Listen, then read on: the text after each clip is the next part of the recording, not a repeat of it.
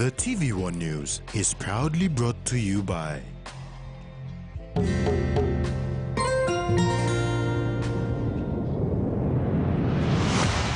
BSP, our bank, our people.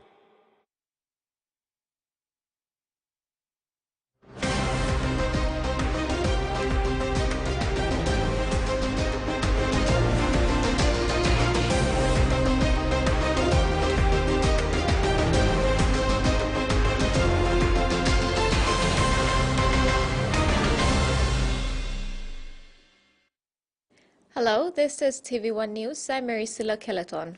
And I'm Rex Lita. Join me later for sports. In this edition, Nawab welcome Arab to Buana Road commitment, Usino fair in independence celebrations, and Aussie teams set to arrive this Thursday.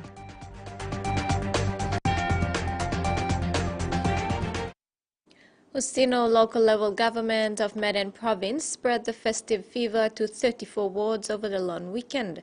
They ensured that each ward was able to coordinate for the independence celebrations with a funding of 340,000 kina.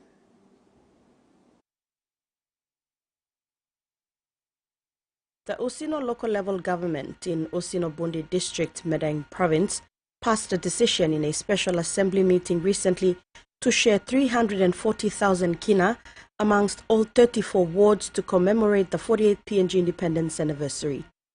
Usino LLG President and Deputy Governor Pewa Aimai chaired the special assembly and stated that since there are 34 wards, each would receive 10,000 kina. Mr. Aimai explained to all the committee members that the funds are from last year's royalty grants from the Ramonicol project rolled over into this year. Independence something where all poor parable like him. Like you mean ignore him, looking also independence by nothing. You must think him time. Ship somewhere if him is independence and make him out the way. Make him independence, so now you must celebrate him. Ward 20 Councillor Sirax Kawaki expressed his appreciation. FEC me talk FEC is Financial Executive Councils, where from there comes to the assemblies for the assembly resolution. So it already resolves that me by taking now 10,000 to our watch. Not plus something why 10,000 kina each to watch some celebrations law boom place number them no god. So me play taking go 1 watch because planting knife now all attitude problems and it cost him. Events in an apparent good last celebrations, so make Karem go 1 word. So I'm making me manageable. And thank the MCC and the Deputy Governor for allowing these funds to be shared among the wards during this special occasion. Usino was the only electorate in the entire province that had funds to host independence programs. Salome Vincent, TV1 News. This year, the Medan provincial government has not hosted any event to signify the country's sovereignty. Schools and other institutions held their own mini-events instead. Governor Ramsey Pariwa only organized a trip for his officers to bring gifts to inmates and wardens at the Beyond Correctional Institution. Officers from the Office of the Medan Governor on Saturday, September 16, delivered a cow to the Beyond Correctional Facility for inmates and the wardens at the institution to celebrate the country's 48th independence anniversary. Special Projects Officer Francis Tavatuna addressed the inmates and wardens on behalf of Governor Ramsey Pariwa. You may reflecting back 48 years ago, you may looking independence, you may not kiss him the golden plate, but you may not kiss him without bloodshed, you may kiss him through mercy and the grace of God. He also challenged them on how PNG can achieve change and development and how each and everyone can chip in growing our nation. The CS officers and inmates organized touch rugby and volleyball competitions to mark the anniversary.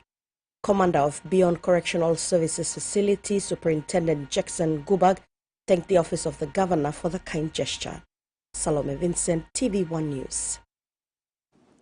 Central Province Governor Rufino Peter spent the country's 48th independence anniversary visiting the border area of Galalewa between Milne Bay and Central Province on September 16. On the 17th, she visited the Bomana prison in Port Moresby. The governor and her team visited those in remand to spread some independence cheer with lunch. The Bomana CS commander said there were nearly 200 inmates from Central Province, inmates serving time or waiting for their court cases. The commander acknowledged the need for a trade program for inmates to upskill their knowledge while doing time. Inmate Robert Ralewa re-emphasized this concern when addressing the governor. Governor Peter, in her main address, acknowledged the petition and stated that according to the provincial budget, they will assist, but only those who are officially endorsed and prioritized. Vavosi village in Hoskins LLG was abuzz with various independence activities over the weekend. The event was organized by village elders and included the participation of both young and old. Among the activities was a game of tug of war. Independence celebrations in Vavosi village in Hoskins, Nakanai district, started with a march by elementary school students. These youngsters carried the Papua New Guinea flag around the sports oval. In tow were teams taking in the Rugby Sevens tournament. It was a momentous and memorable occasion put together by village elders. Villages of Galewale, Porapora, Gavaiva, Valoka converged at Vavosi to have a joint celebration. Some of the highlights including a game of tug of war for men and women.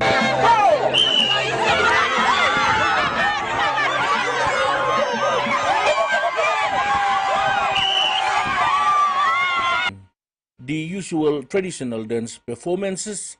Elderly women also put on a show by singing their traditional songs to depict self-governance and independence.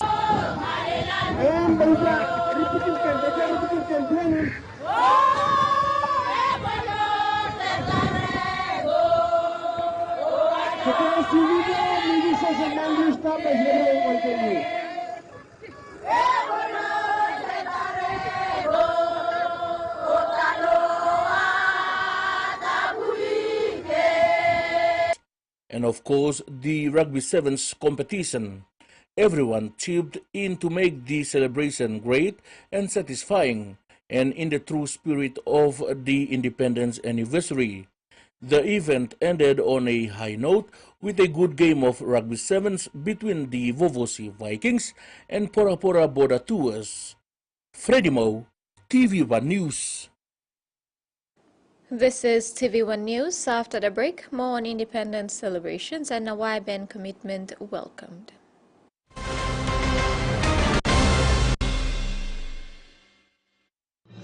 Experience a convenient and smarter way to do your banking with BSB Mobile Banking. You don't have to leave the office or your home to pay for bills. You can view your account balance, transfer funds, top up phone credits, or purchase Easy Pay units wherever you are. Visit your BSB branch today to register now for BSB Mobile Banking. BSB Mobile Banking, the smarter way to bank. BSB, our bank, our people. You like serving on a winning plus scale rice matchy pack? Scale rice like giving you plenty chance to winning plenty scale prizes. Kind price of them 256 plus scale rice Nambi set, 192 plus scale rice Kemo Eski, not 44 plus JBL and Co speakers, 102 plus wireless microphone. The win, 5 minutes scale rice or Ori rice products, writing full name and contact details below the back or receipt, not drop him inside the entry box. You got 4 plus draws, 4 plus fortnight, 116 plus winners, and 16 plus promotion locations. Just try us on. You got terms and conditions for this plan. Hiya, Mama. You wait then, but me add him special flavor. Put him more flavor, put him more taste. Magic kakaru, get up and big smile on face. Time for him chicken, a great kumutu. Sip, sip, the moo, yes, magic on you. Magic, the taste PNG loves.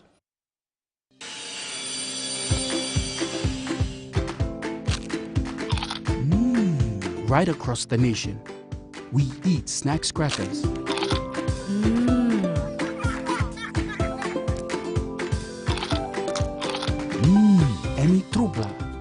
or get a young plan alapun, only like him snacks crackers.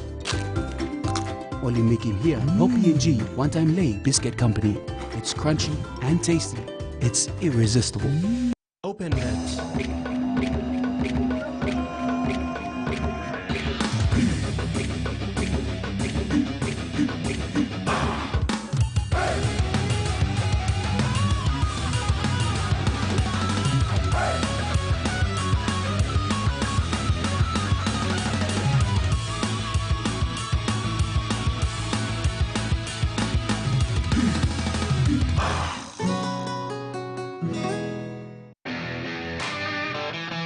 WWE Universe, this is WWE Superstar Shayna Baszler, the Queen of Spades. I'm here to set it all on fire. Watch WWE on Digicel TV. It's our year. That's what the 8 final teams will be having in mind going into the finals. You know, they've got the capability to do it in regards to talent. It's going to be brutal. Oh! It's going down to the wire. Superstar on superstar again. It's going to be spectacular. Up with a huge Don't miss a moment in this year's finals. It's all happening right here on TVWAN Sports, your home of rugby league. Movies are dreams that you never forget. In this family, it's the scientists versus the artists. Sammy's on my team. Can you stop calling it a hobby? You could afford to be a little encouraging. Do you always have to be the center of attention? Stop shouting at her! I'm your brother! Family, art. It'll tear you in two. I don't know what to do anymore. You do what your heart says you have to. The Fablemans premieres Saturday, September 23rd, 9 p.m. on HBO. Welcome back. Leh City was bustling with activities during the 48th Independence Anniversary celebrations over the weekend. Families were able to spend quality time together at various venues across the city with police presence ensuring peace and quiet over the weekend. Cultural performances, live bands, food stalls, and arts and craft markets were hosted concurrently at the Leh Botanical Gardens, DCA Beachfront, the University of Technology, and Butibam Village. Even each ward within Leh District hosted mini-shows as funding was given to respective councillors by the Leh City Authority. Despite the heavy downpour on Saturday, the 16th of September, a large number of residents took part in the provincial government's usual Independence Day commemoration at the Sir Ignatius Kilage Stadium. From the stadium, some residents moved down to the DCA Beachfront for the Coke PNG Food Fest. Regional Activation Manager for the Coca-Cola Euro-Pacific Partners, Julie Asafale, said the Food Fest was run in the main centers of PNG, including the nation's capital, Mount Hagen and Kokopo. They teamed up with renowned local chefs or local SMEs, like in Leh. The 3 women-owned SMEs that took part were Boss Lady Burgers, House Cook, and Eve's Bake. Shell's Tailoring was also given the opportunity to sell its merchandise and colours for independence. Residents got to win exclusive Coke merchandise when they bought food and 3 cans of 330 milliliter Coke. Apart from that, games were set up at the venue with entertainment provided by Leh-based singer Percy Aaron and breakdancer Jackson Tassol. It was the first time local SMEs were included in the Food Fest, with Asafale saying they anticipate a bigger event on Christmas. Kamala Guare, TV1 News, Leh.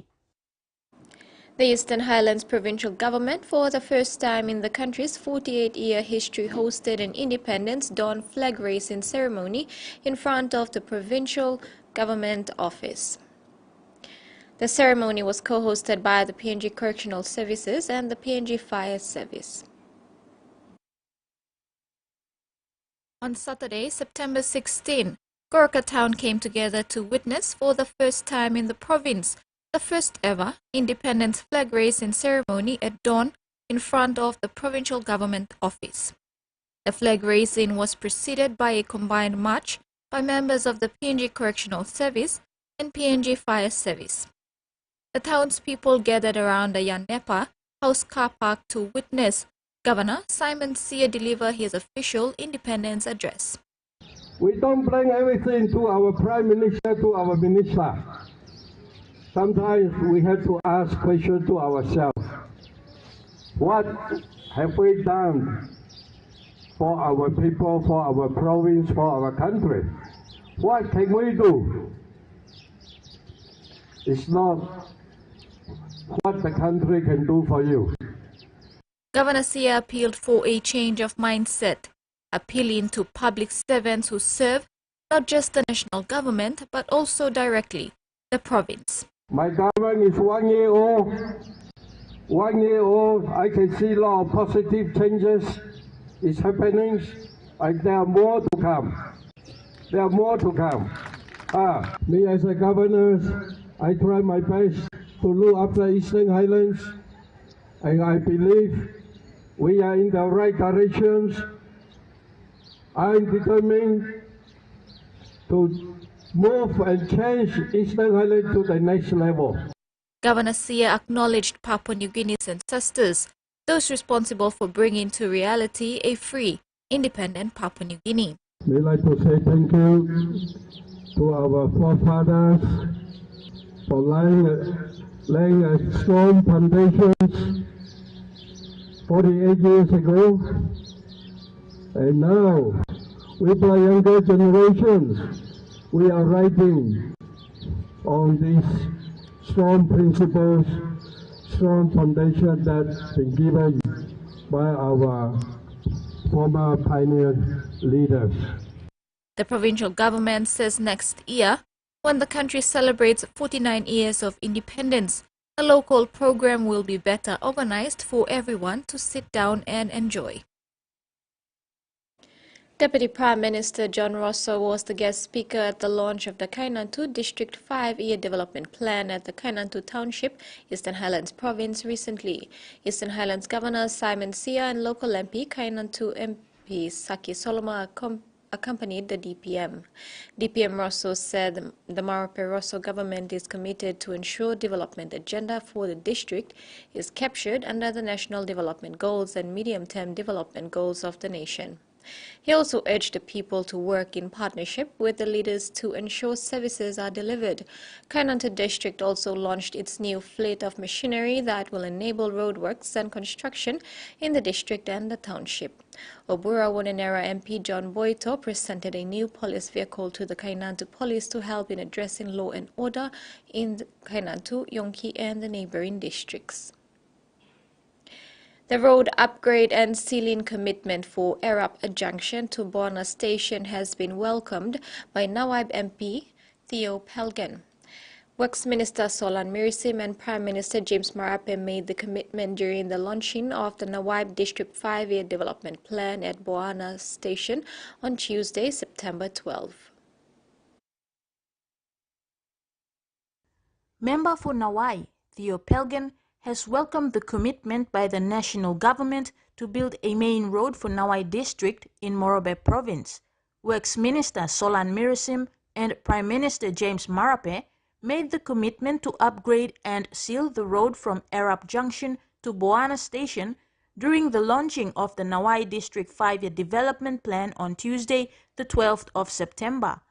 Following the announcement, Pelgan said he is thankful that Minister Mirisim has committed the national government to seal the entire road in 2024 onwards. He outlined that this vital road serves the district administrative headquarters and the people of Wine Arab LLG and will definitely set a priority for the people of Nawai. The recognition for this road will enrich economic activities for the people of Wine and Arab and will serve to improve service delivery in the entire district.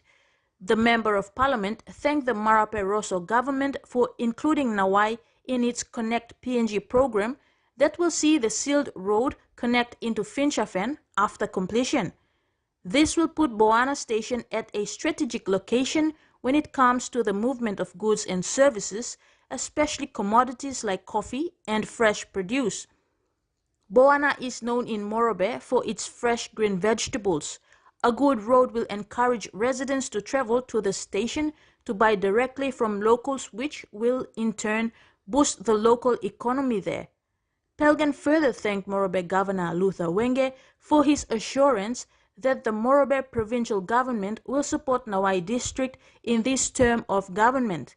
He said Nawai district stands committed to work with every stakeholder to deliver services for their people. Camila Guare, TVWAN News, Ley. And now the finance news. The kina closed unchanged at $0.2760 in the interbank market. At Bank South Pacific, our kina was buying $0.2685, $0.4149 Australian dollars, $0.2443 euro, and 39.35 Japanese yen. Looking at commodity prices at New York close, gold, coffee, cocoa, and copper closed higher. Palm oil, crude oil, and copper is trading lower, and on the stock market, the Dow Jones closed lower, ASX closed lower, and all ordinaries closed lower as well. You're watching TV1 News. We'll have news from abroad. Stay with us.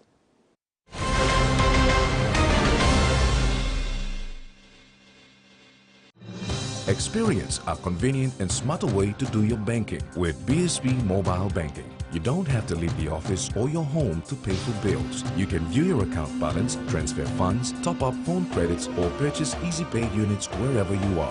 Visit your BSB branch today to register now for BSB Mobile Banking. BSB Mobile Banking, the smarter way to bank. BSB, our bank, our people. Hey, you want to talk? Want to win one of 4 Costa buses? Simply collect 6 SP Lager Red promo caps and enter the draw at a participating store near you. There are heaps of other great prizes to win too, like SP Hunters jerseys and other awesome SP Lager gifts. So enter the draw today for a chance to win. There's a bus to be won in Islands, Southern, Momase, and in New Guinea Islands. SP Lager, Bungi Mumi!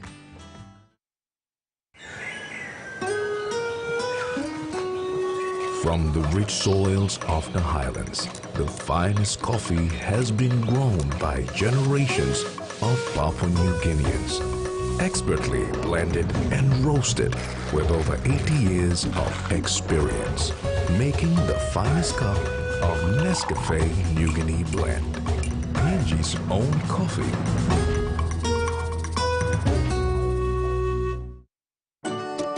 When you're spending time with family, when you've got a big day ahead, when you have given it all you've got, when you're putting on a feast, that's when you want the best. That's when you want flame rice. New flame rice. Win him, Olgeta. Hey, can I get a verdinha? A what? Morning King, Heine. The green one? Ah.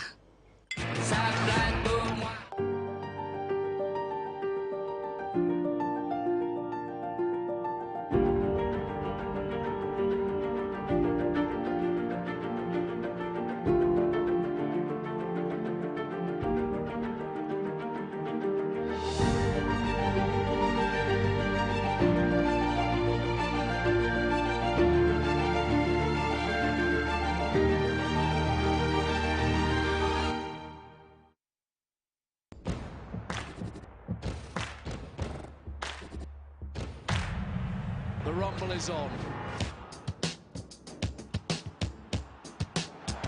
And we are rolling on the World Cup.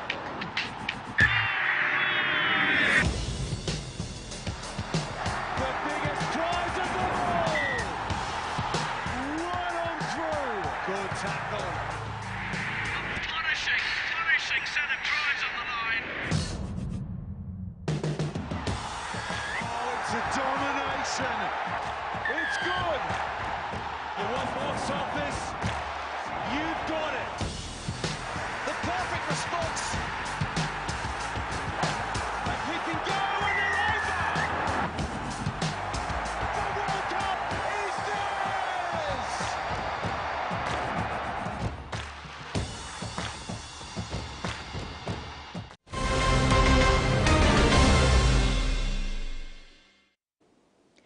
Welcome back.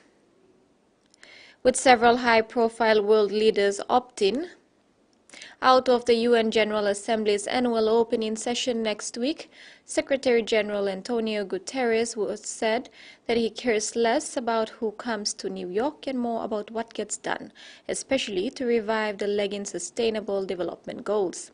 He said this is a political body in which governments are represented, and what matters is that countries are represented by someone that can rise to the present moment. Guterres says he is only worried about making sure that the countries who are present are ready to assume the commitments necessary to make the SDGs that unfortunately are not moving in the right direction a reality. Guterres emphasized the need to reform the current unjust, dysfunctional and outdated global finance system to ensure the achievement of the SDGs by 2030. Guterres also stressed that one of the things he believes is essential is increase the resources and the power of the World Health Organization. New figures show only 1 in 10 Australians are prepared for a natural disaster, despite knowing they'll likely be hit by one. The Australian Red Cross says a well-prepared property is more likely to withstand a natural disaster, such as a bushfire, but there's also a psychological advantage in having an established emergency plan. Style many of us dream of, surrounded by nature with views of the mountain and sea and only a short commute to the city. Stuart Barry and his wife have been living in their dream home for the past 20 years, but admit it comes with serious risks. You get the beautiful lifestyle, but particularly in a world of climate change, it's also a very scary place to live. Conducting their own controlled backburns and removing firewood from around the home are some of the ways the family is preparing for summer, as well as stepping up firefighting capabilities. We're now working on having a second firefighting tank in a different location with a second pump, so we've got a plan A, B and C basically. Cards for entertainment. South Hobart resident Lisa Villeneuve plans to leave early if a bushfire approaches. She has a suitcase packed with essentials, but knows if plans change, she can call on her neighbours for help. Having a really clear plan of what you're going to do takes a lot of the guesswork out. The Australian Red Cross says a well-prepared property is more likely to survive a bushfire, but there's also a psychological advantage to having an established emergency plan. You don't know exactly how you're going to react. It's a very stressful time. A national survey found that while 66% of people anticipate an increase in severe weather-related emergencies such as floods, bushfires or heat waves in the coming years, only 1 in 10 were prepared. The correlation, therefore, we need to build is encouraging people with that awareness now to take the next step. Building community connections is also important. Of especially being able to recover after a disaster, but also in preparing, like knowing that you have people that you can call on. Emergency services are warning Queenslanders that a busy fire season is ahead following 4 major blazes over the weekend.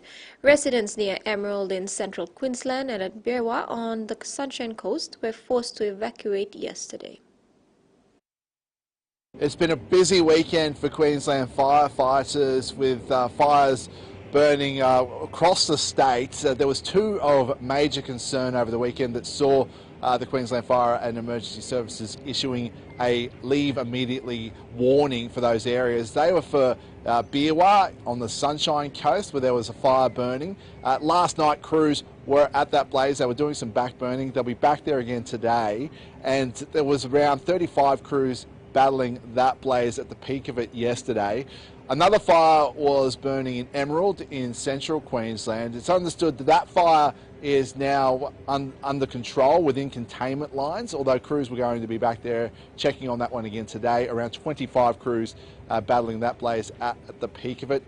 We had around 20 fires burning across Queensland yesterday. As it stands, we've got 14 alerts across the state. They are advice alerts at the moment, which is relatively good news. Look, hard work for the crews on the ground as usual, but we were fortunate and as usual able to get appropriate resources onto those fires. Unfortunately, with the weather conditions, those fires do run quickly.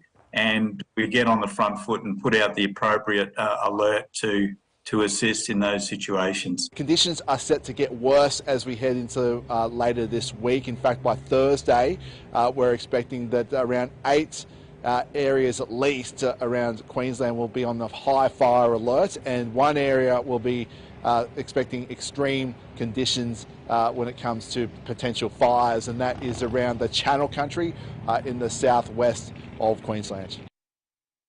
New mental health lessons to improve student well-being and help them access support will now be offered in a range of subjects, including English and humanities, as part of the national curriculum in all primary and high schools.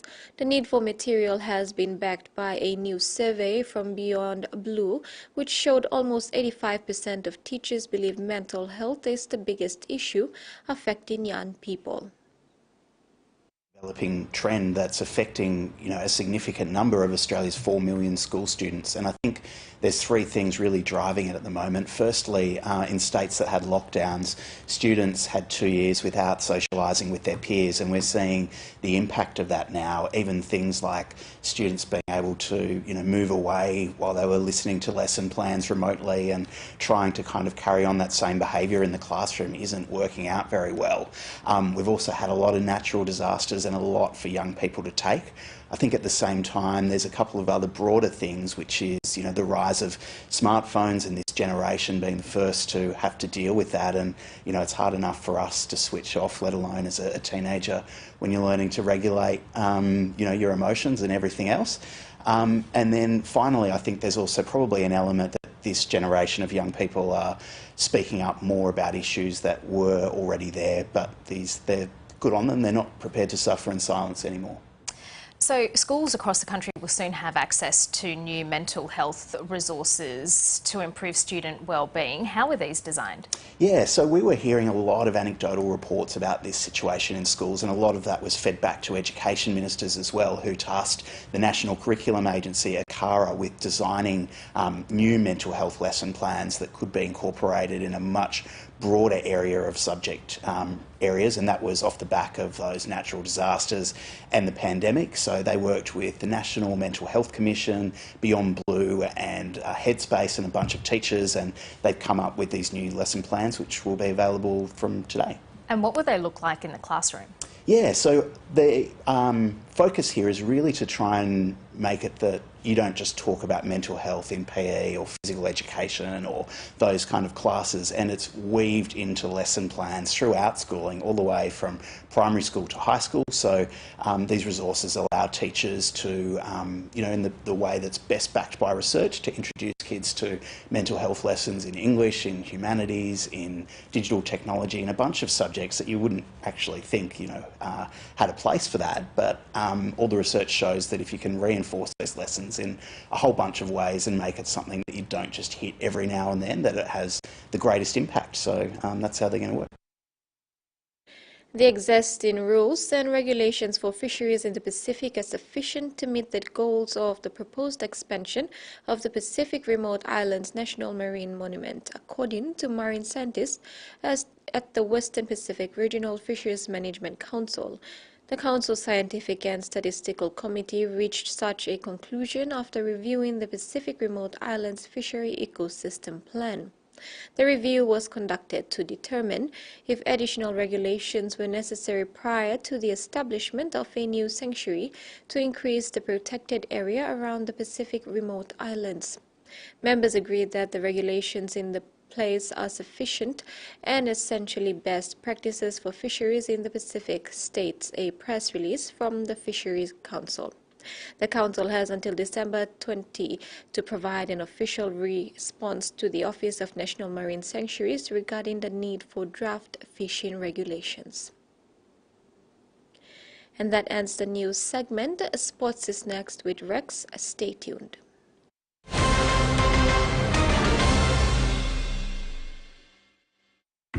Beauty is my business, but beauty sure is a tough game.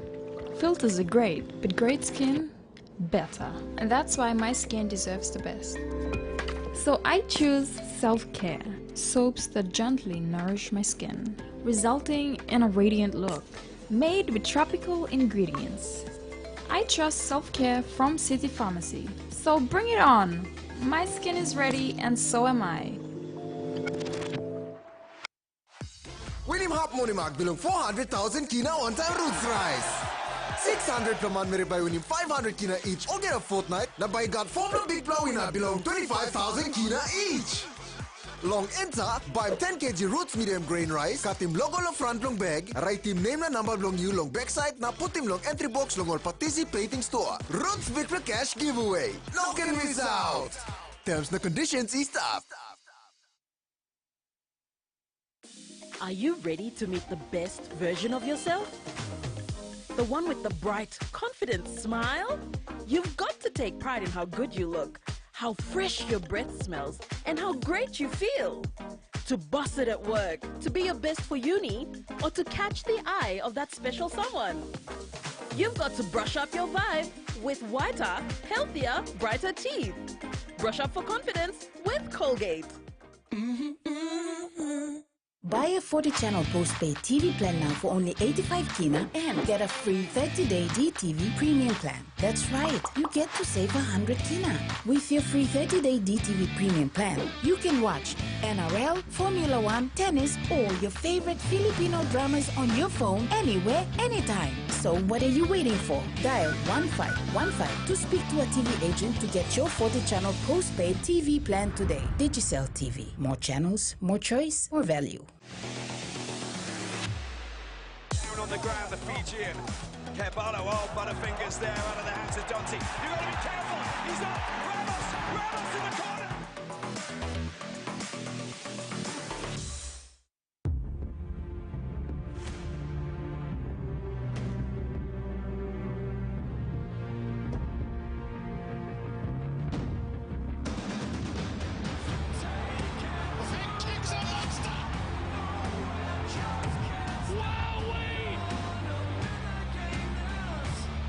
This is insane! Live AFL, every week on ABC Australia. Australia's favorite chef is taking you around the world to meet amazing people. Teach me how to make this one. Experience delicious food. Bon appetit. And discover the most incredible flavors. Yum. Nice. This is a culinary expedition on a budget. 50 rupees. That's a deal. Whoa. Cheers. Around the world with Mano Fidel, a brand new series coming soon on Outdoor.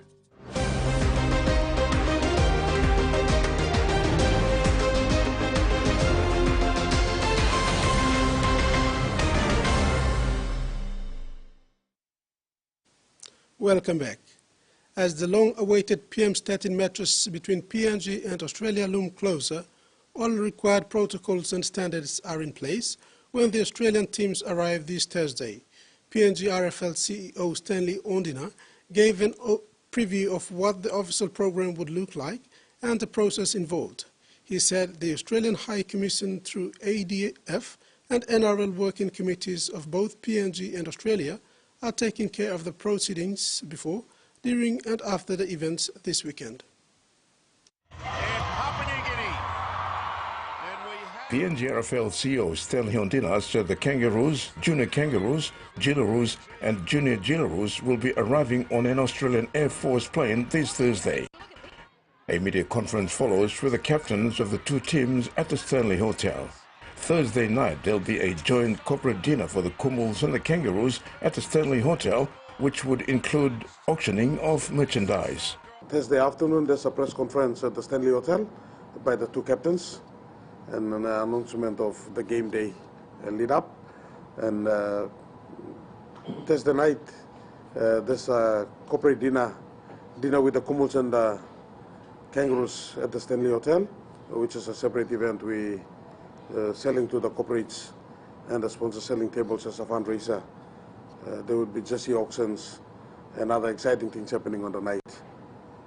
Friday morning, they've got a captain's run for all three Australian teams. And then after the captain's run, Friday afternoon, there's a bit of fan engagement. Ondina said Friday morning there will be a captain's run for all Australian teams at the Santos National Football Stadium, followed by a brief fan engagement in the afternoon organised by the NRL League Blow Live program. Or the fan engagement, audio, autographs, a bit of event with the schools, and League Blow Live program, NRL and PNG are working with us to organize that. And then Saturday morning or afternoon they go rest. Saturday morning we start off with the game day on Saturday. Sunday day at the field, in the crowd, meeting the people, signing autographs. Kangaroos and Jillaroos both will be supporting their junior schoolboys and schoolgirls, junior orchids and kumuls. The Australian teams will fly back on Monday. Terry Longwood, TV1 Sports. The Port Moresby Men's Softball Association will be representing PNG at the Invitational Makassar Softball Championship, which got underway in Indonesia this week.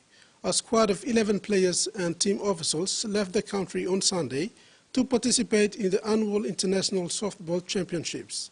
The competition will feature high-ranking softball playing nations like Philippines, Japan, Australia and New Zealand. The Invitational Makassar Softball Tournament is a first for an association, in this case the Port Moresby Men's Softball Association, to attend. The team comprised of both national representatives and some young players who've been consistently competing at the domestic Men's Softball Association. The PNG Port Moresby side is coached by former PNG representative player Tony Dapple. 5 members of the original squad couldn't make the trip due to passport issues. Before the team's departure on Sunday, coach Tony Dapple assured the softball fraternity that the team won't be there just to make up the numbers, but to compete against some of the best in the region. I think a lot of the boys, first-timers as well, with regards to representing Port Moresby. A couple of them have actually gone away and represented the country in other forms, but for the association, and them being involved with an invitation like this, being our first time, I'm actually sure that the boys will be putting their best foot forward and making sure that they make the association proud of their performances. Coach Dapple said the trip is a first time for majority of the team, which is a good exposure for the youngsters. He said they have enough experience and depth in the squad that can compete at a higher level. While PNG hasn't been featured at the international softball arena for some time, Dapple said this is an opportunity presenting itself for PNG to measure up against some of the best in the region, such as the Philippines, Japan, Australia and New Zealand. Definitely looking forward to the championships. We've been actually talking all the way through, and they're actually keen to knowing who we play and the teams that we're up against.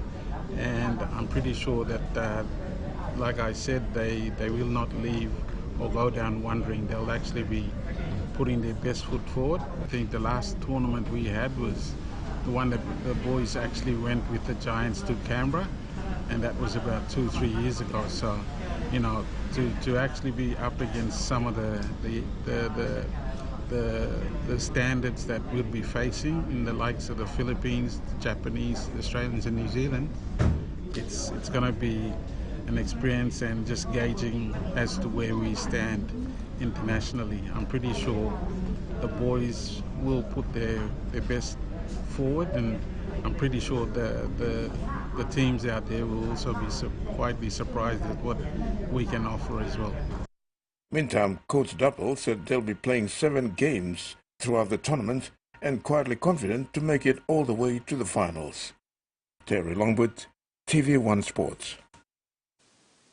Whilst the rest of the nation is concluding the independence celebrations, Bangapela, a remote Seventh-day Adventist community, came alive to kick off its sports tournament on Sunday, September 17th.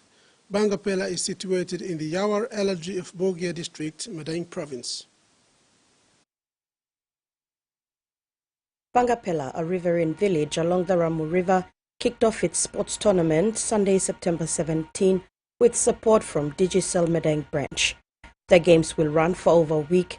Teams participating come from as far as Engoram district of Isipik province, Middle Ramu district and other remote villages in Bogia.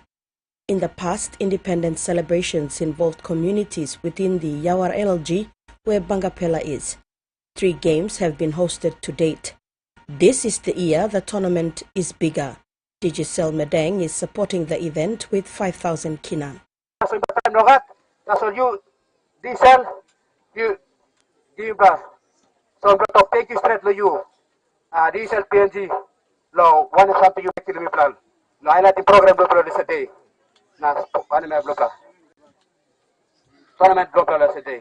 So, once again, we talk, take you straight lo, for teams you can finish the place bang, you feel at home, na, how much look you lo ya.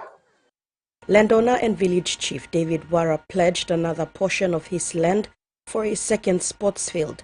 He stated that these games bring unity in the community and that he was pleased that youths and the sporting groups in Bangapela village were able to maintain peaceful games since it started.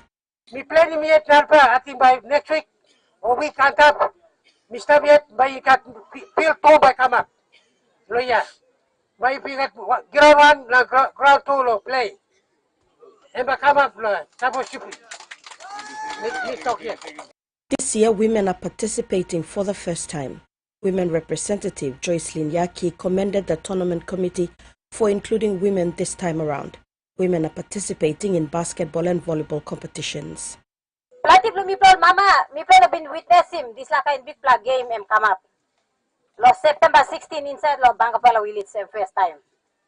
Na me proud Mama, plenty time me plus a sida na fight him anta so long all man sa pilay. Na now ya, me proud Mama too by races lo pilay. This like game sports I want plug game where emba stop namelo you may all get along. You me ba pilay na races. Club representative Justin Asi challenged youths to play in the spirit of true sportsmanship and to ensure that their reputation of hosting a peaceful tournament is not tarnished.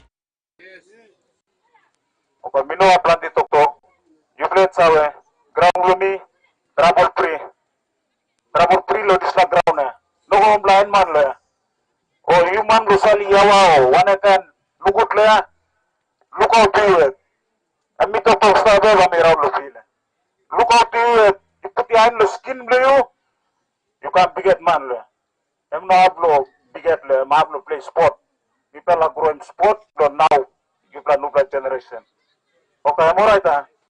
Teams will be playing for trophies and cash prizes for first, second, third and fourth placing. Salome Vincent, TVWAN Sports.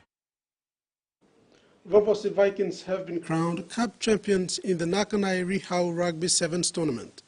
The tournament was held at Vovosi Village in the Ward 4 area of the Hoskins LLG, West New Britain.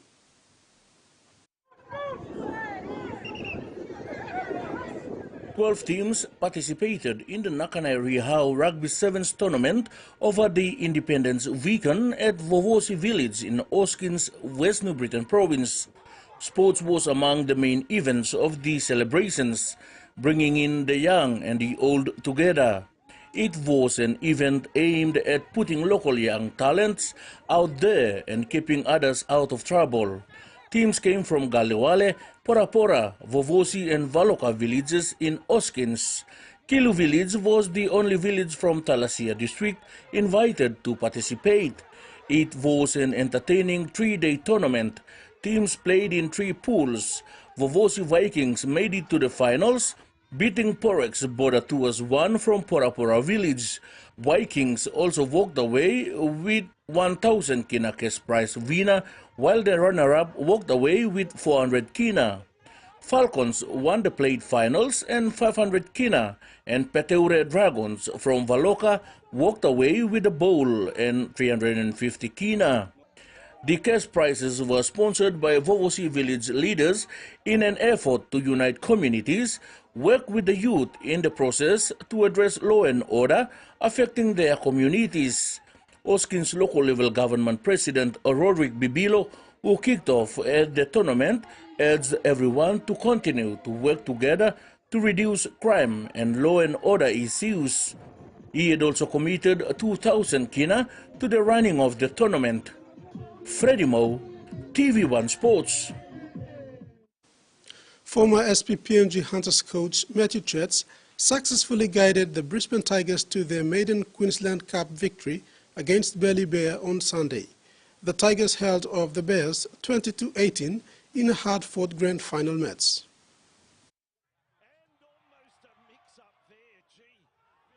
Matthew Chudds, who was the coach for the PNG Hunters from 2020 to 2022, steered the Brisbane Tigers to premiership glory in his first year at the club. Tigers registered first on the scoreboard through prop Tristan Powell 12 minutes into the game, and Tigers took the early lead with a successful conversion. However, the lead was short-lived when the Bears' Tony Francis crossed the line twice to give his side a lead 8-6 with missed conversions.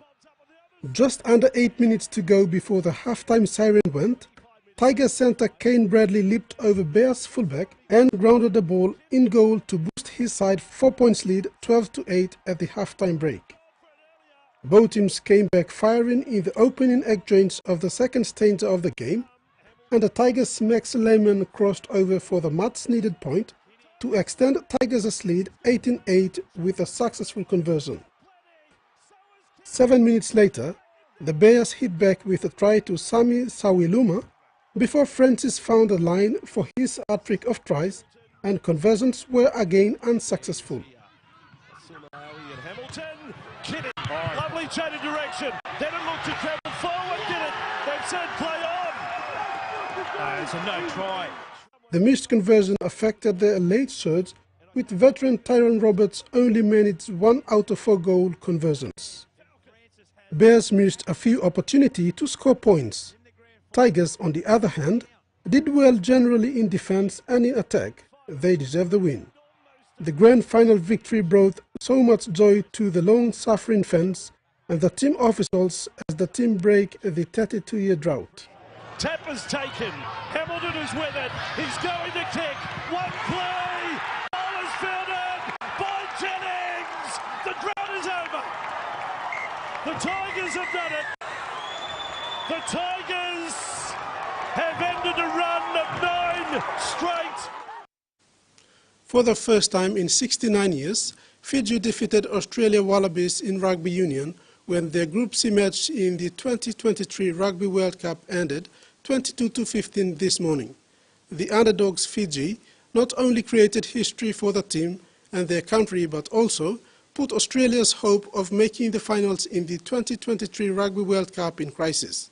The Wallabies will now need to beat Wales in their next meeting on Monday, September 25th, to keep their hopes of the playing finals alive. While this is a crucial blow for the Wallabies, the Fijian side will have to beat Georgia and Portugal to qualify for the finals. They are now 1 out of 2 after losing their initial match to Wales 26-32. Nevertheless, both Australia and Fiji put an entertaining contest. Here are the match highlights.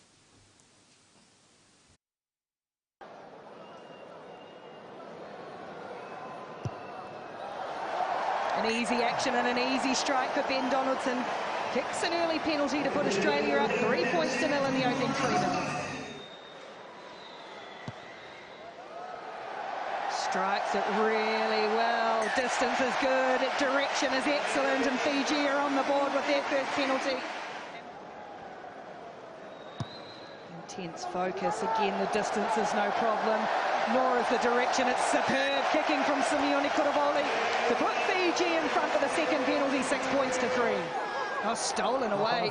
Australian hands play on is the call, and White would have hacked this away downfield. It's a huge trace for Randradra. The bounces perfect for Australia. It's a 50-22. Oh, gone quickly. Have Australia here. Sabu Karevi, ball back in field for Noanganitawasi. They caught Fiji napping, and Mark Noanganitawasi has struck for Australia.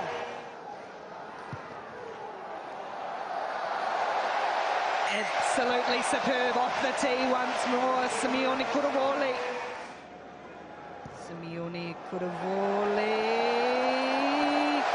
Oh, again, it's perfect.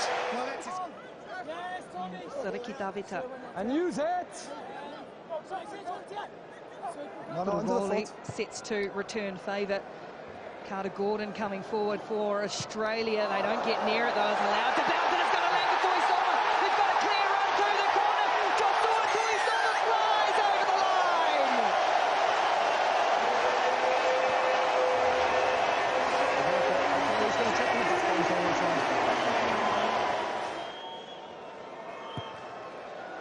Lamani makes no mistake this time, and now Fiji starting to think it's possible. As that time starting to tick against them. It's a good line-out ball from Matt Phillip, and now all the backs pile into this maul. It's tucked in the back under the right wing of Porecki. They've got advantage. Australia organised up towards the line. Porecki, another advantage for them. Vunivalu over. Quick pick.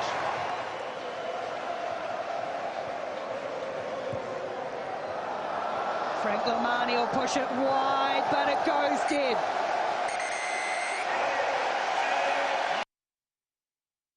Now, weather forecast for main centres for the next 24 hours.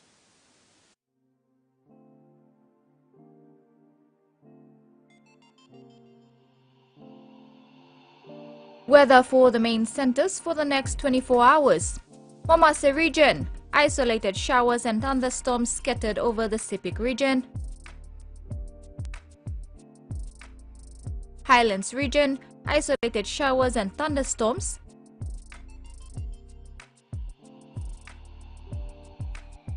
Southern region, isolated showers and windy conditions. Port Moresby fine and Alatau partly cloudy. New Guinea Islands region, isolated showers and thunderstorms scattered over the autonomous region of Bougainville.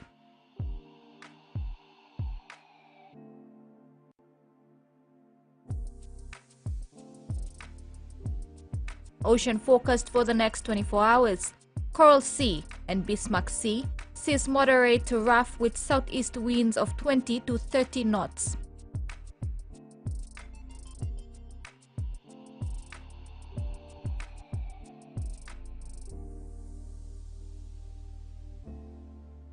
Coastal waters forecast for the next 24 hours.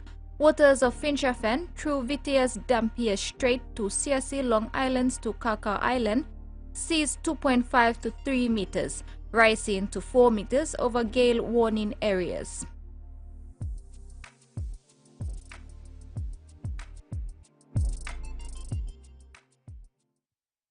And that ends the news this evening. Have a pleasant night. Bye for now.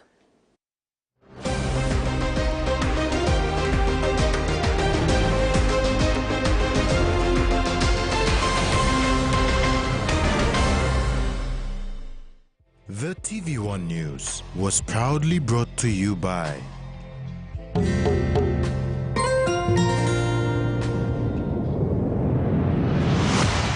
BSP, our bank, our people.